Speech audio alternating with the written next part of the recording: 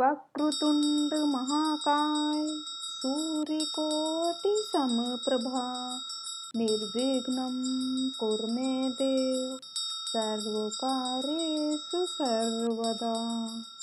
विघ्नहर्ता श्री गणेश भगवान जो प्रथम पूजनीय हैं, जिनका आवाहन किसी भी पूजा पाठ विधि विधान में सबसे पहले होता आया है, जिन्हें शुभता का प्रतीक भी माना जाता है। भगवान गणेश की पूजा के बाद ही अन्य देवी देवताओं का आवाहन किया जाता है। ऐसा क्यों है? क्यों भगवान श्री गणेश प्रथम पूज्य हैं? इसका कारण क्या है? कौन सी ऐसी घटना है जिसके कारण श्री गणेश भगवान प्रथम पूज्य बने? आइए जानते हैं उस कथा को। गणेश जी जो सांसारिक देवताओं के राजा और सभी बाधाओं को दूर करने वाले हैं, इसीलिए उन्हें विघ्नहर्ता भी कहा जाता है। ये आशीर्वाद उन्हें अपनी माता देवी पार्वती और पिता देवों के देव महादेव से प्राप्त हुआ है। जिस प्रकार भगवान विष्णु वैकुंठ लोक के स्वामी हैं, वैसे ही भगवान श्री गणेश को पृथ्वी का स्वामी कहा जाता है। ये भी एक कारण है। इसके साथ अलग अलग पुराणों में अलग अलग कथाएं वर्णित हैं, जिसके कारण श्री गणेश भगवान प्रथम पूज्य माने जाते हैं। उन कथाओं में सबसे पहली कथा श्री गणेश भगवान के जन्म की है। माना जाता है भगवान गणेश का जन्म माता पार्वती के शरीर पर लगाए गए उपटन से हुआ।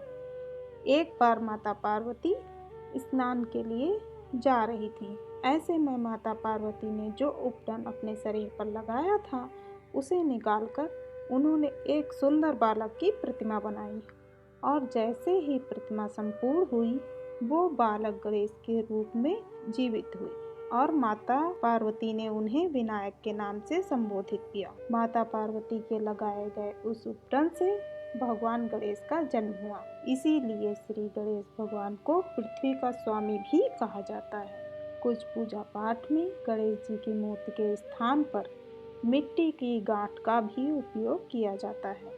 माता पार्वती गणेश जी को द्वार पर रोककर आज्ञा दी कि जब तक वो स्नान ध्यान से नहीं आ जाती, तब तक किसी को भी द्वार से अंदर ना आने दे। माता की आज्ञा भगवान श्री गणेश के लिए सर्वोपरि थी, तो गणेश जी लग गए द्वार की पहरेदारी करने में।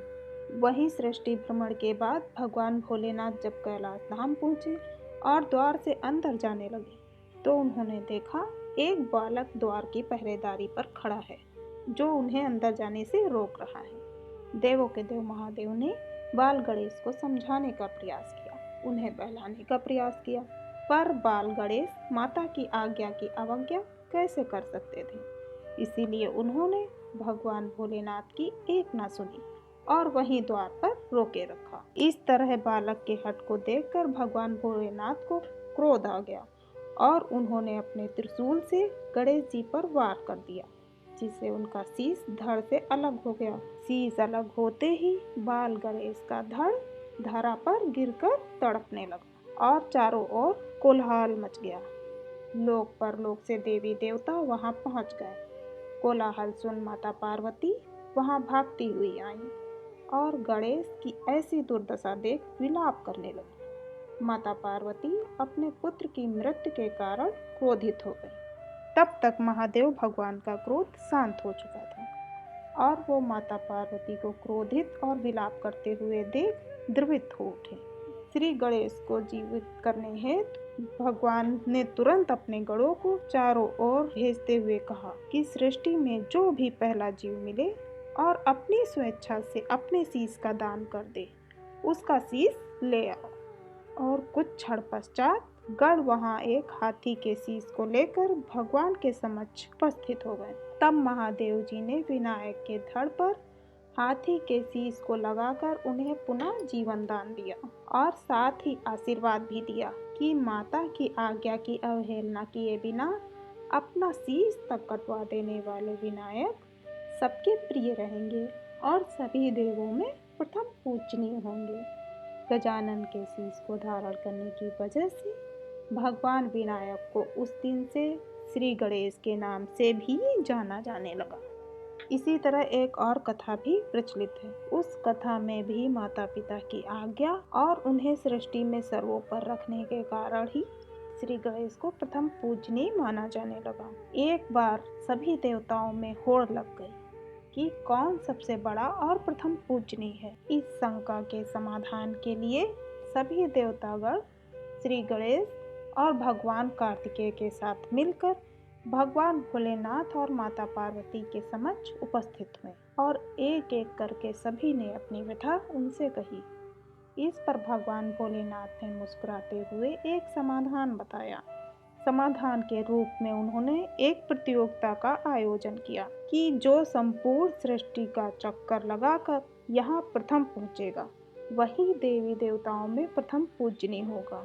अब क्या था, सभी देवतागण और भगवान कार्तिकेय अपने वाहन मोर पर सवार होकर संपूर्ण सृष्टि की परिक्रमा करने में लग गए, किंतु गणेश जी का वाहन तो मूषक। तो भगवान गणेश ने अपनी बुद्धि का इस्तेमाल करते हुए अपने वाहन मूषक पर सवार होकर माता पार्वती पिता महादेव के चारों ओर परिक्रमा करने लगे। जहाँ सभी देवी देवता और भगवान कार्तिकेय सृष्टि की परिक्रमा करने में लगे हुए थे, वहीं भगवान गणेश अपने माता पिता की परिक्रमा करने में लगे थे। अपनी परिक्रमा पूर्ण करने के उपरांत भगवान गणेश हाथ जोड़कर अपने माता पिता के सम्मुख खड़े हो गए। इतनी देर में भगवान कार्तिकेय संपूर्ण सृष्टि की परिक्रमा करके वहां पहुंच गए।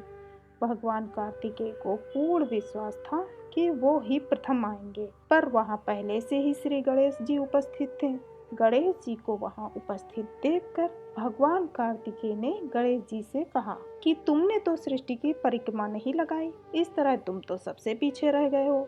पर श्री गणेश जी ने कहा कि उन्होंने अपने माता पिता की परिक्रमा लगा ली, क्योंकि संपूर्ण सृष्टि में माता पिता से बड़ा कोई नहीं हो सकता, इसलिए संपूर्ण सृष्टि का चक्कर लगाने के स्थान पर मैंने उनके चक्कर लगा लिए। तो भगवान गणेश की मात पिता भक्ति और बुद्धिमत्ता देख वहां उपस्थित सभी देवी देवता हैरान रह गए। तब भगवान महादेव और माता पार्वती ने श्री गणेश को आशीष दिया कि वो प्रथम पूज्य होंगे।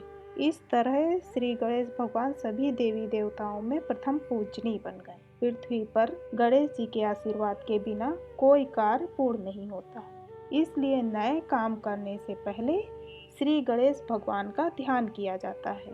उनके आशीर्वाद से ही नए काम का शुभारंभ किया जाता है। भगवान श्री गणेश 10 दिशाओं के राजा हैं। श्री गणेश भगवान जी की 2 पत्नियां रिद्धि और सिद्धि हैं, जो ज्ञान और बुद्धि का प्रतीक हैं, और उनके 2 पुत्र शुभ और लाभ हैं, जो समृद्धि के प्रतीक हैं। इसीलिए घरों के द्वार पर, तिजोरी के दरवाजे पर शुभ लाभ लिखकर स्वास्तिक का चिन्ह बनाकर श्री गणेश भगवान का आवाहन किया जाता है, जिससे घरों में सुख समृद्धि बने रहे। तो बोलो गणपति बप्पा मोरया।